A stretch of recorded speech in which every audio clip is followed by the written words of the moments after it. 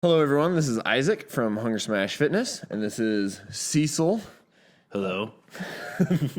So he's on the podcast today. So you've competed in some strongman. Yeah. Have a little bit of history in there, a little bit of background with that. So if you don't mind, do you want to just tell us a little bit about how you got started with that? Yeah, absolutely. So I started lifting weights when I was probably about 14 years old, and I got lucky because my back in high school, my coach was a wrestling coach, so he was like super. He just dug on us like so bad, like we had to be the best at everything. So he was awesome coach because he got me really into like wanting to lift weights and squatting and deadlifting. And we always used to do power cleans back in the day where you always clean it up right to your chest kind of thing. So we used to do that all the time. And then from there, all through high school, my senior year, I was one of those seniors that I was caught up enough with credits. So I was like, yeah, I'll have another gym class. So senior year, that really pissed my dad off. I remember that because he used to call me like, "Yeah, you keep lifting all those weights, you're going to be a dumbbell yourself." So that was like the on. Very encouraging. Yeah. That's the day in the life being with my old man. And then from there, I kind of got out of weights, and then I just slowly started getting back into it. You know, wanted to get back in shape, want to start lifting weights. I was probably like early 20s at this point, maybe like 2021. So I started lifting weights more and more and more. And then I've always been decent at it, I felt like. And then one day, just kind of was in a weird place in my life, and I was like, you know what? I'm going to try a bodybuilding show. So I wrote my own programming, wrote all my own dieting, basically starved myself for 3 months straight. I looked like crap, but I got down to like 210 pounds. Like I was back down to like my high school weight, and it was terrible. I looked emaciated, so I just didn't like doing that type of stuff. So I competed, got third. You probably didn't diet properly. No. I mean, I was pretty shredded. Like I got abs and everything like that, and I had like good striations. But like in hindsight, like it was like the most unhealthy way to do it because it was like lettuce and tilapia, and no seasonings on anything. It was always just terrible. So I got into that, and then got married. And my wife's really into lifting, so she got into doing like she's competed in figure. She did a few competitions there. She's really good at it. She's always like posing. She always loved training. She was always into like CrossFit and stuff like that. So she did that, which was always a lot of fun because I was able to like kind of walk with her through that. And then there for a while, I just considered doing figure. No, I don't have the curves. I got the wrong curves. All right. And then, I was doing. So we did that with her, and then I just kind of was working out aimlessly for a while, and then I actually got a buddy of mine. His name's Matt Keene.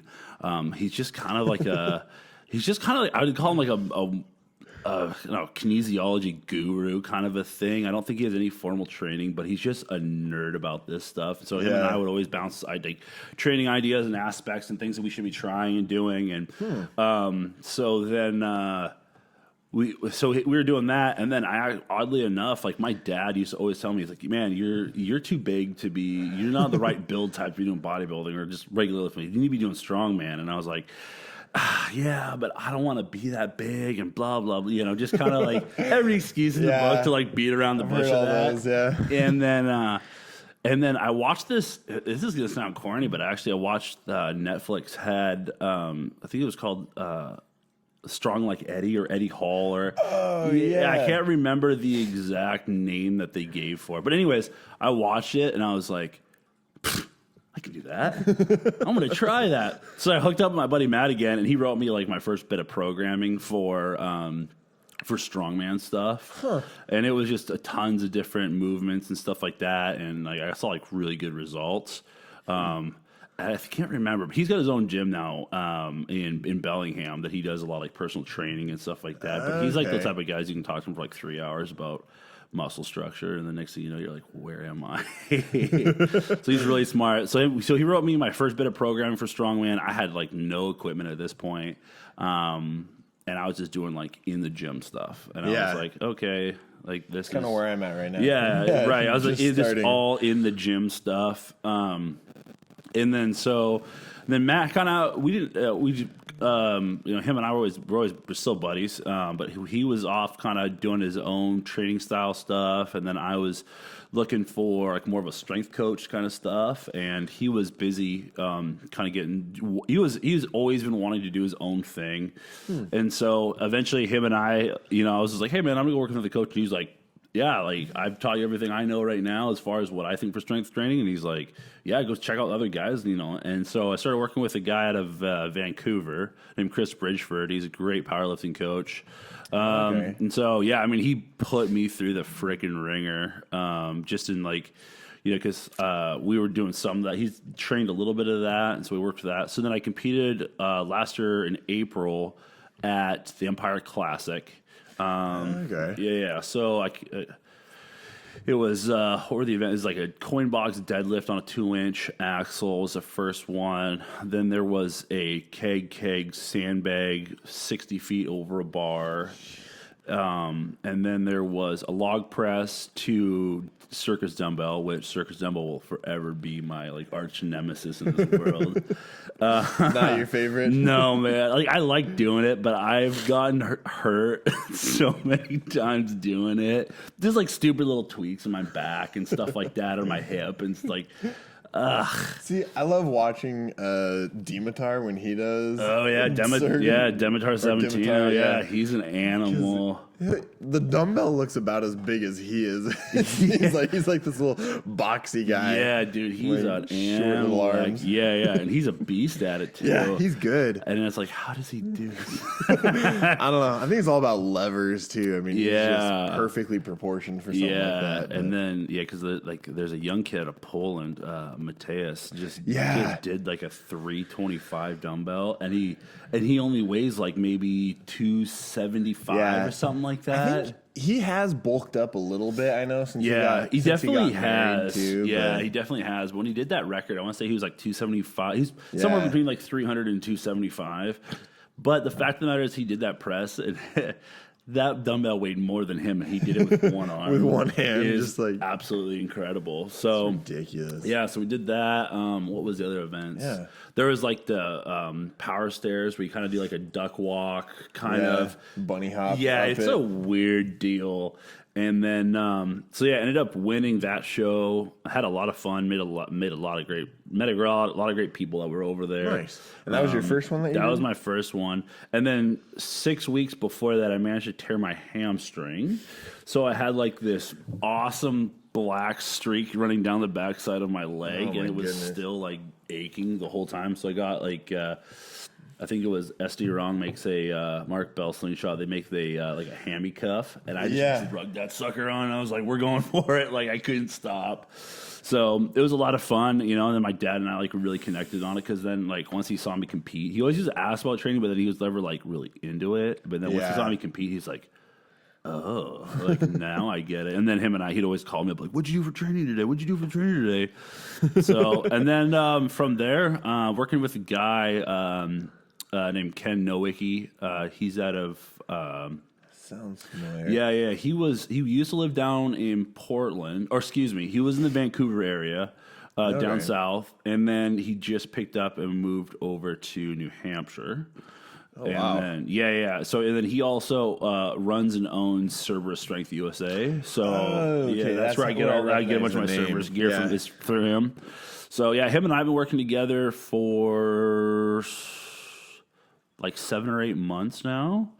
So we haven't been doing much right now because of my current injury, which we'll get to later. We'll talk about that in a bit. But him and I have been training. I mean, he's pushed me to be, it's just everything we've been doing is just, it's so out of my comfort zone, Yeah. Especially with how, like, I feel like when you do like powerlifting or bodybuilding, like a lot of that, it's pretty set in stone. So you have an idea what to be training for.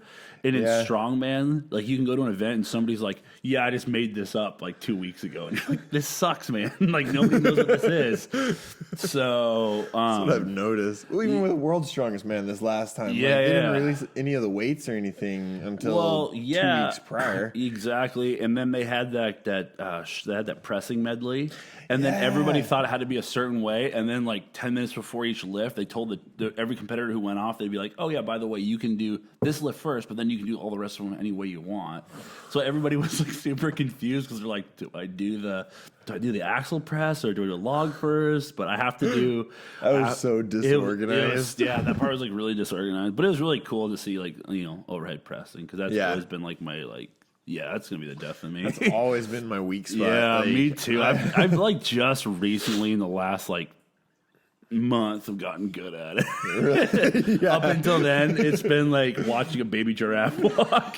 It's just been terrible. This last month, all you've been able to do is overhead. Pressing, that's pretty much like leading up into this contest. Like we didn't touch deadlift because I can. Always had a strong deadlift. Like we didn't do much carrying events just because I've had just crazy strength in my forearms, and I can grab like if the only thing I had to do was like pick something up and run with it and put it down, like I'd be good. But all of a sudden they're like, "Oh, pick it up over your head." I'm like, ugh, I don't know, man.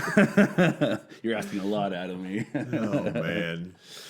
So, do you think that has to do with how you trained growing up? Because you said you did a lot of like power cleans and everything. Yeah. But did you do? Like, was there an emphasis on anything overhead or never, no? Never. It's always a whole thing's been just so foreign to me. Yeah. Like the proper way to dip, dipping. There's different techniques you can use for the dip, based on the implement that you're using, and then where your hips sit at the beginning of the dip. If you're too far on your toe, too far on your heel, trying to find that neutral foot. And it's one of those things like you hit it once, you're like, hey, that's how I need to do it. And now it's like, go ahead and replicate that forever. Mm-hmm. So it's just, hence why we call it reps. It's just repetition. After a while, you get training that muscle memory. Basically, and trying to find it. Because, like the dumbbell sits differently than the bar one. The dumbbell, like, even just on dumbbells, like, I got a couple different circus dumbbells, and just where you have to sit them on your kind of like your neck, your back trap is always so different.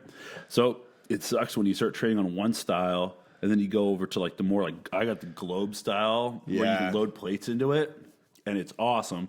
But it's still one of those things. It's like you have to relearn. You have to relearn it and find it, And so that's what's been making it. That's what makes it challenging. But I think it's fun because you don't get caught so much in like the stagnant, Yeah. Like, hey, I got a squat. Hey, I got a deadlift. Hey, I got a power cleanse. Or hey, I got to do snatches. Or where I feel like some of it can get pretty regimental. I mean, like, don't get me wrong. Like strongman has to be regimental in those aspects, but then at the same token, like you might be training a certain way up to a certain point, and then then they finally release what the workout's going to be, and then your training has to completely change from there on out. You know?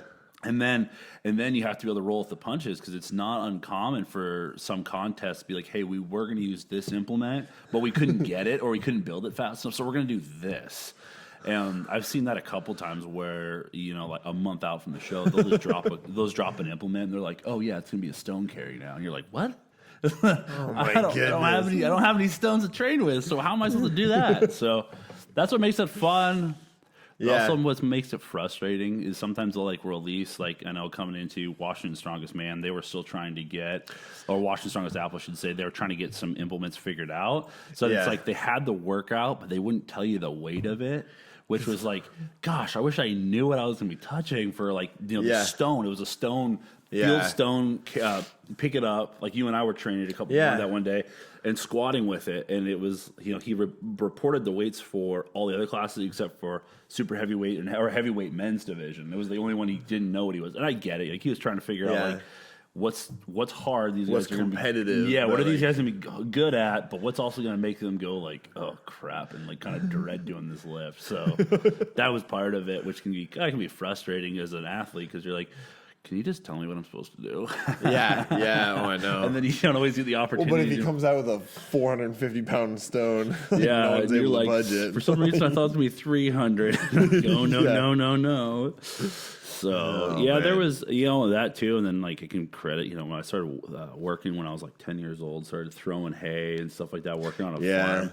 And, like, my sheer reason for... That's good work. Yeah, it is. Like, man, like, my sheer reason for doing it, I remember telling my dad, I was like, I just want to get in shape. And I was 10 years old, throwing like 60-pound bales, Of course, when I was like that age, I was probably like 120, 130 pounds. So I wasn't a small kid at 10 years old. So, that's what kind of got me into. I guess maybe that's why I've always had a strong back, and grip strength wise has always been really good for me. Yeah. I had that. Yeah, I did that for like 11 years. I think I stacked hay from the age of 10 till I was 21. Yeah, stacking hay. Yeah, that's a phenomenal workout. Yeah, it is. Oh, Yeah, man. It's yeah. So, yeah. So, do you mind if I ask how old you are now, though? So, how many years you've been training? Sure. Off and on, semi-consistently, I guess. So I'd say, yeah. So I'm 30 now. I just turned 30. What is it? July, 2 months ago. Yeah. It's ironic because as soon as I turned 30 is when I started getting hurt. Yeah, just wait till 40. Yeah, I know, right? Yeah. I'd say I've been pretty consistently going to the gym 5 to 6 days a week for probably the last. It's probably been like the last 10 years. Okay. Consistently, Yeah. So, and I've kind of dabbled with CrossFit early on because I like the idea of being really competitive with your workouts, which is cool. I'm not the biggest proponent of CrossFit now, just because I see there's a lot of CrossFit people. They just improper training. Yeah. They show people doing kettlebell swings. And I'm like, that's not the right way to do it. Yeah. But I like the competitiveness of it. I love the all age group stuff that you can really get into it. And that's what's been great about even powerlifting and strongman. They've been really getting more into hey, kids can do this. There's been a big emphasis on women getting into it, which is awesome.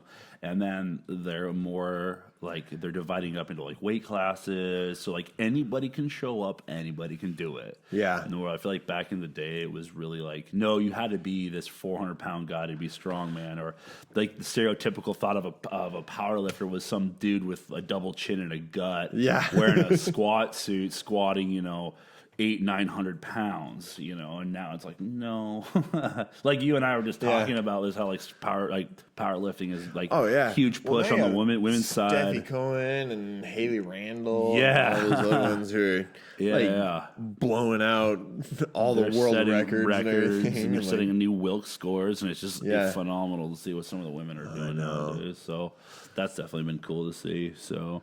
But yeah, I've kind of dabbled with a little bit of everything, and I think I finally found my keel, what I like to do and what I want to be doing for now. So, nice. Yeah. Yeah, that's good. Yeah. Awesome. Well, do you want to talk about your injury at all right now? Sure. Yeah. I guess. So, I know. Since we're on the topic. Yeah, for sure. So yeah, maybe just tell us how it happened. And go from there, I guess. Yeah. Doctor's visits. Yeah. Oh, yeah. It's been a mess. So, 2 weeks before Washington Strongest Apple, we were kind of doing just I'd call it our final detailed touches of the prep, just hitting some of the movements that I'm not fast at. Maybe hey, let's just hit them really quickly. Let's feel them, make sure they're feeling good. And we were going to do, this is on a Monday. We were literally going to train Monday. We were going to train Tuesday. And then we were done until contest time. And was working on the workout. One of the workouts was a 290-pound log press, clean and press from the ground. So each rep, you couldn't touch. Some of them you can touch your chest and then press again. Some of them were a clean and press from the ground. So this was a clean and press from the ground. And my coach had programmed me for, I think we were doing triples that day, and it was just I think it was 3 sets of triples. He's I don't want you to kill yourself.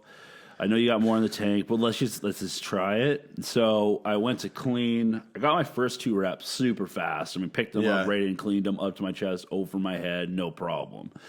And then on the third rep, no problems, no pains, nothing hurt. I felt great. Picked up the log, went to I don't know if you guys know how to clean a log. You basically pick it up and then you kind of bring it to your knees a little bit.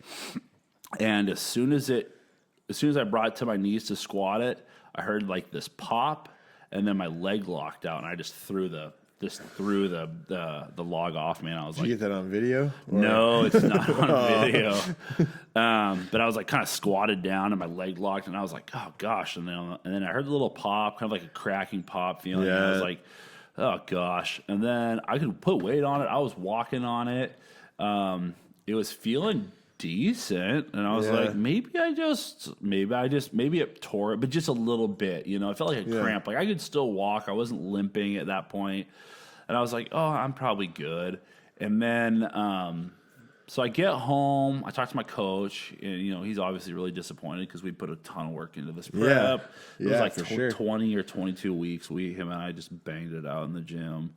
And then we get to, like the next day, I was able to still walk, which was cool, but I was limping, and I was like, oh, gosh. And then it was like spasming a little bit. I just wanted to keep spasming a little bit. And then day 3, I think you and I were talking. I think that's when you texted me. Yeah. And then my leg was like spasming, and it just went into full guarded mode. Like you saw it. Like, it looked like basically from my quad past my knee was just a complete balloon. It's like kind of like that purpley blue, and it was like, this isn't good. So I know you guys got me all set up there at the clinic, got me taken care of, got the edge off, and then you guys were able to get me in to see the. Go to the sports med guy, and then they did the ultrasound. They couldn't really see all that much. Like they said there was too much fluid in the muscle. Right? Right. And hematomas blocking it. Yeah. And then he's like, it's torn, but I can't tell how bad it is. And so I was like, yeah, okay, like, well, this sucks, you know. And at that point, I'd already gone to see like a general practitioner, and she was like, well, I think you just strained it a little bit. You'll be okay. And I was like, I don't think so. And she's like, you're probably done with the competition at this point. And I'm like, you know, super disappointed. You put all that work into it. Yeah, oh, for sure. And then, so then I go and see the sports med guy, and he's like, yeah, you're definitely done, man. Like, you're out. I'm sorry. So then I went in. He got me into an MRI.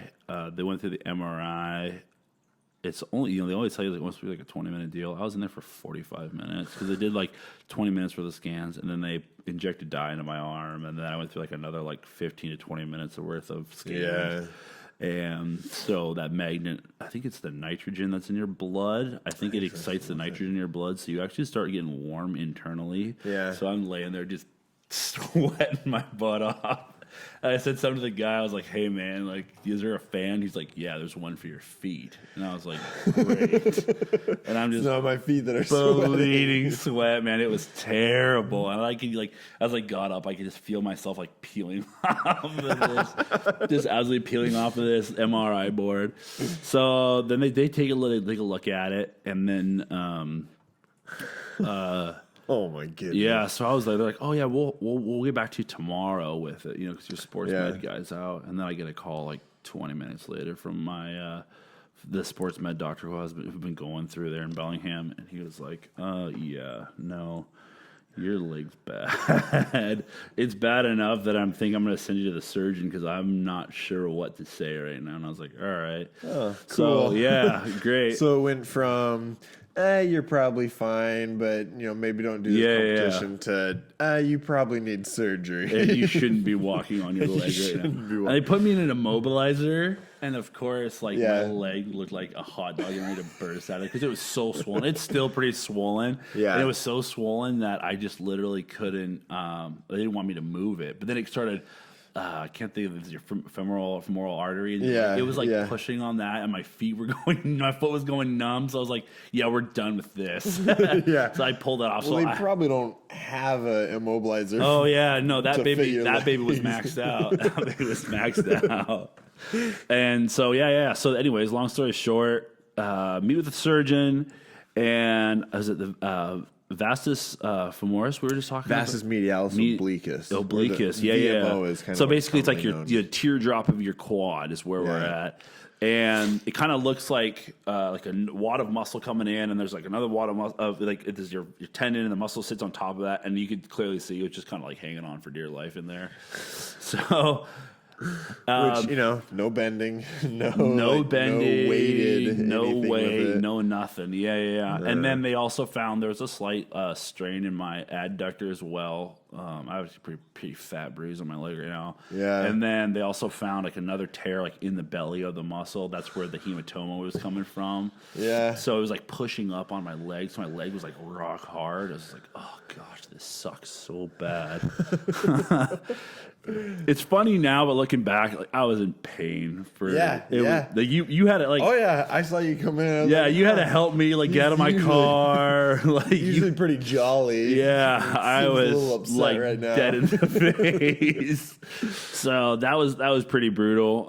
But yeah, oh gosh, it's one of those things. Yeah. So anyways, long story short, met with a surgeon, and I recently had my shoulder done like about 3, maybe 4 years ago. I had a labral slap tear, and then I also had a like a weird ligament in the back of my shoulder that got detached, and so they had to reattach that. Yeah. And then they repaired the slap tear, which if anybody's getting shoulder surgery, avoid it like the plague. It's the most painful thing ever. They cut through so many branches of nerves in your shoulders to get in there. So that I went and saw that guy again, and then another surgeon. They both came in, and we were both talking with both of them, and they're like, "Look, man, like you got so much muscle in your legs. Yeah. We feel like your body will support it well enough to allow it to heal." Yeah. And then he's like, "We could do surgery, but the problem is sewing muscle onto tendon. Yeah. The tendon will usually pull the sutures through the muscle. There's nothing we can do about it." But he's like, there is a technique. If it's tendon to bone, usually it's fairly compatible, but muscle to tendon is really hard to do. Yeah, you can't really do much with that. So well, especially when your quads are I think my friend Bree and I were this is a while ago, we were laughing, we're like, oh, who's got the bigger thighs? And I think my thighs were like 36 inches. Really? Yeah. And that's why my wife has to like custom order jeans and stuff online for me, because like nothing fits me. It's like the worst. So that's hilarious. Yeah. And then of course you can see it on my son now. He's got like the biggest thighs ever. Thick thighs. Yeah. And he's like he's only 2 months old, but you're like, oh, sorry, dude. It's genetic. Yeah, man. Yeah, exactly. Oh, so funny. Basically they told me like, hey man, we could do surgery. We have a technique to repair this, but he's like, you'll be out for 6 months. Yeah. And he's like, whether it holds or not is was the big kicker. Because he said like if it re-tears after we fix it, he goes, there's really nothing we can do after that. Yeah. And then it was either that, or he was like, he looks at me and goes, man, from the point of injury, muscle usually takes about 6 weeks to repair itself, to reconnect. Yeah. So he's like, this is pretty good, but he's like, I think you should be good from starting now. I would say another 6 to 10 weeks. He goes, that thing should be healed and reconnected. Yeah. You should be good. And I was like, I mean, cool. I wouldn't be squatting 800. No. But no. You can begin doing movements and rehab stuff within 10 weeks kind of thing. So, which has definitely been, I didn't want to go through another surgery. No. Cutting on the body, I think it should always be the last resort if possible. Absolutely. But absolutely. And there's sometimes where it's it's unavoidable. But yeah, that man, is true. That's lots of fun. Yeah, so much fun. It's kind of a humbling experience because you're so used to being like the strong guy all the time. Yeah, and then after a while, you're like, well. I'm gonna sit here and hold this couch down, which keep this couch in place. Yeah. Oh man. Yeah, and so like last week was my first week kind of back in the gym, just to kind of get moving, get blood flowing and stuff like that. And then it was like, there's some really simple stuff, but even like today, I'm like, gosh, my arms are freaking so sore. In like 3 weeks, I went backwards so far. I was like, crap. So have you just been doing arm work then, basically? Yeah. So I'm doing some chest stuff. I guess you can do some right leg exercises. I've been staying away from all that for right now. Probably maybe the next couple weeks I'll be able to, like, we've done the exercise like you know I've talked about, and then they gave me like some workout home stuff to try, so I've been doing a little bit of that, which has been good. So because the main thing is just doing, I mean, kind of like Greg was saying, like the gentle isometrics and stuff to encourage the scar tissue to lay down correctly in the right patterns, right, without loading it and risking tearing that scar tissue, right, exactly. But at least keeping it moving so that it wants to promote positive blood flow in the area and stuff like that. So, I just did I did some back the other day, back and arms, like a classic bodybuilding workout. Dude, my arms are shot. And I'm like sitting at home like, oh gosh, this is what this feels like. It's one of those things you haven't felt in a long time. It's like, this sucks. Oh, man. But, I mean, it could be worse. It's a lot of fun. Yeah, I could have my leg in a cast right now. Or all strapped down. So are you you're still going to work and everything, though, right? Yeah. So I'm able to work through 90% of this. Yeah. Thank the Lord I have a large enough vehicle that I can kind of like keep my legs straight and kind of like shoehorn myself in. Oh my goodness.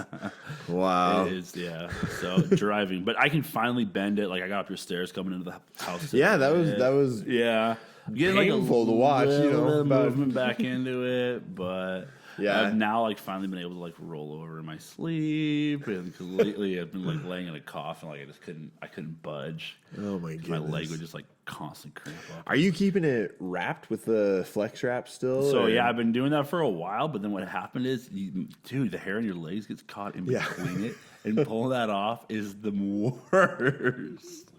So I shave your leg, but basically is what you need to do. So so I've been doing that.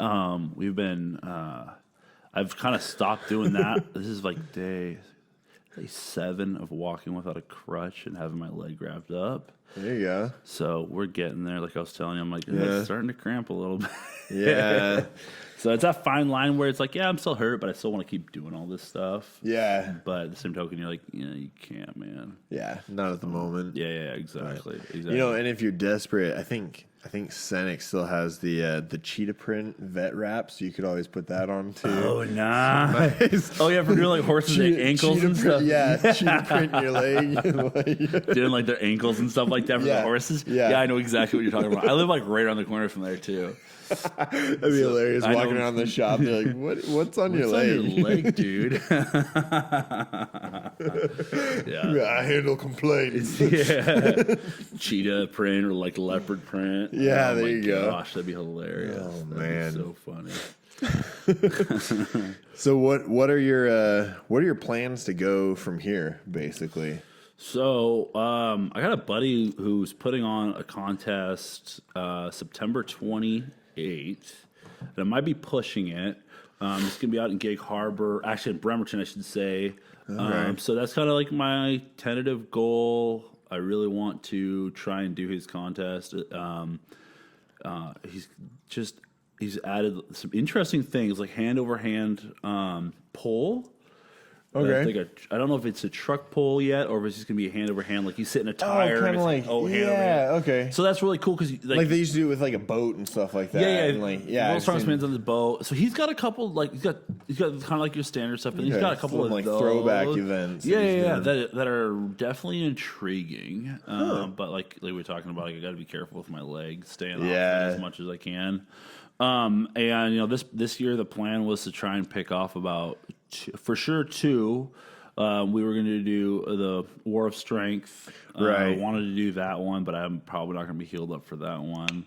Yeah. But I'm hoping to make it down for that one. That'll be a fun one to go down. That's August 31st.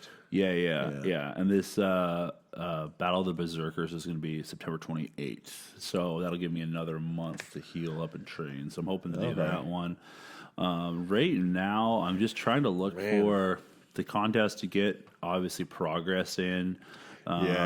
There's a lot of stuff when it comes to like day of stuff, making sure you're getting your food in, making sure you're packing yourself food for the contest. A lot of people don't realize like in between events you gotta eat, but you don't want to eat too much. So that's where I want to just get a lot more contests under my belt, just to get the feeling more of experience the things to do it. Obviously, I'm like really competitive inside, so I'm like, I don't want to do a contest unless I'm going to win it, which like losing's like the worst thing for me mentally. So I got to kind of eat some humble pie and just be like, okay, like I want to do this contest, get better at doing contests. Yeah. And if I lose, I lose. That's the end of the story. So there's always last place. That's a place, right? It's still a place. That's a place, right? Which I'm fine with that. Yeah. But at the same I time, know what you mean though. you want to train for something, you're like, I want to be the best at it because that's the only reason why I'm doing this. I can be really good because I'm kind of the same way where like I can be really good about like, okay, I'm just gonna, I'm gonna do this. It's for fun, whatever. And then as soon as there's like someone else, I'm like, oh, like they did a little bit better than me. I can be a little bit faster than him, or I can lift a little bit quicker than him. Yeah, exactly. Gets that fire going. Yeah, totally. I can beat him. Totally, exactly. It's just that little bit of fire. So, I mean, I'm not near as strong as you, but like, but I will push myself. I get the aspiration though, like you always want to be pushing yourself. So now, because obviously I took myself out for kind of like this, I'd call it the strongman season. You kind of got that season from like March to like October. It's kind of like I'd say the strongman season, unless there's gyms that are big enough to host stuff inside. I know there's one in Kennewick that is big enough that they can. Really? I can't think of the name of the place, but they're big enough to do stuff inside. And I think they move a bunch of their equipment out of the way, and then they can do the whole thing inside. But yeah, like long term, my coach and I've talked. Like we've been trying to pick off a lot of national qualifiers to get qualified for nationals, so we can go to nationals and compete.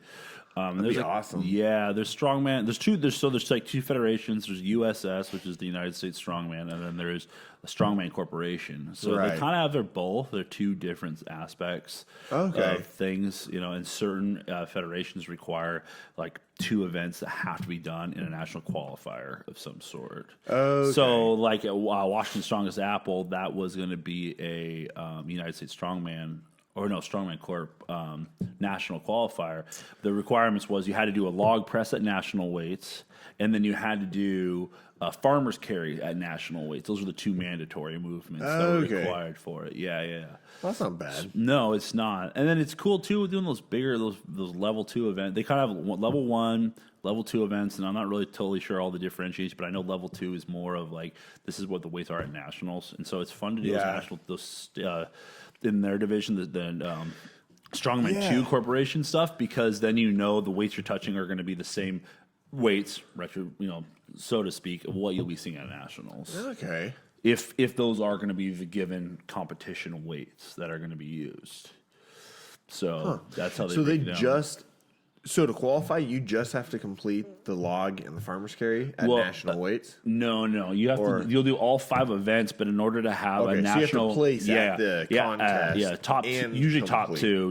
Usually top 2 out of the contest, and then they'll have like 5 events for the day. But 2 of those events, in order to be to be a national qualifying event, you have to have those 2 implements in there to make them qualify for. Okay, that makes sense. For a national event, which is cool. I was gonna say, man, so you can just show up and like sit out all the other events and just do the log press. I mean, there's like some caveats to that too. Obviously, they make you have like there's got to be so many people in each class. Right. So it has to be competitive and everything too. Right, that makes sense. Right. So, and then in Washington, man, there's a lot of like really good guys that are coming out of Washington right now. You go to some of these events and you see like Instagram videos and you're like, dude, like how? And it's not usually the big guys. Lately it's been the small guys. Those smaller guys doing some weights. I got a couple buddies over in North Idaho and they do some stuff and you're just like, and you're how heavy? It's crazy. So it's pretty cool. So yeah, right now the main goal, get healed up, get back into kind of the training regimen, get back moving again, and then start finding maybe a winter show, a contest to do. And then just start kind of picking away at stuff and keep moving. Yeah, there you go. Line. So, and then it looks like, then Battle of the Berserkers will be at Dungeon Fitness in Bremerton. And I know they can hold a lot of their stuff inside. It's with Tagano, right? Yeah, Ryan Tagano. Yeah. Good guy. Really good guy. Yeah, I met him at the powerlifting meet down in Portland. Yeah. I went with, Yeah, I know Jesse. He was really cool. Yeah, Jesse's been working with him. He does everything barefoot. Every time I see him, he's always barefoot. Teach their own, I guess. Yeah, I know, exactly. I do a lot of my stuff barefoot because I don't have, I don't have squat shoes. I don't have whatever, and so it's kind of more comfortable. Yeah, I've been seeing it like more and more on Instagram. A lot of athletes out there that are squatting barefoot. Yeah, I think you're working on the most positive foot placement. if you will. Yeah. Based on the flexion of your ankle at that point, a lot of it's taken out. I mean, there's still going to be some, obviously, because you're right. The how your body connects in certain tissues and stuff like that have a lot to do with it. So. And I think part of it depends on like how much dorsiflexion you have, stuff like Absolutely. that too. Where like, I have a high arch, and so I'm naturally a little bit more limited with dorsiflexion. So I actually because your foot wants to push to the outside naturally. Right. And so I should be squatting in squat shoes with a higher heel to elevate my heel slightly. Sure. Just because I naturally lack that. Right. But like, gives you that more neutral foot feeling. yeah. But I mean, you see like Chris Duff and like squatting 900 pounds in bare feet and wraps, obviously, but still he does it in bare feet. And so I've seen that going around, like some people training some barefoot stuff. Yeah, he's also crazy. So, that's the reason why he's called the mad scientist, right? Yeah, right. Oh my goodness. But awesome. All right. Well, I feel like that was a pretty good discussion overall. Yeah. Is there anything else you want to talk about? That's or about it, man. Okay, cool. All righty. Awesome. Well, that was a lot of fun. I feel like we covered some good stuff and really for sure. Yeah. So we'll have to have you on again sometime. Absolutely. Back when I'm healed.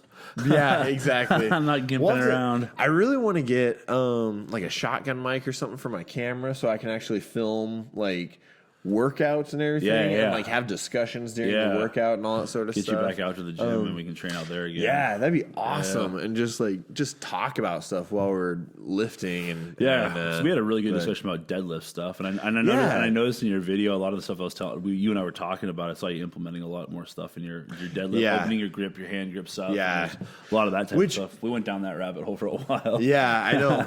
Because actually, that reminds me, I've been playing a lot with my deadlift lately. Where like, because I told you I've been trying to get 600 for a long time, and I keep I'll get right up to 595.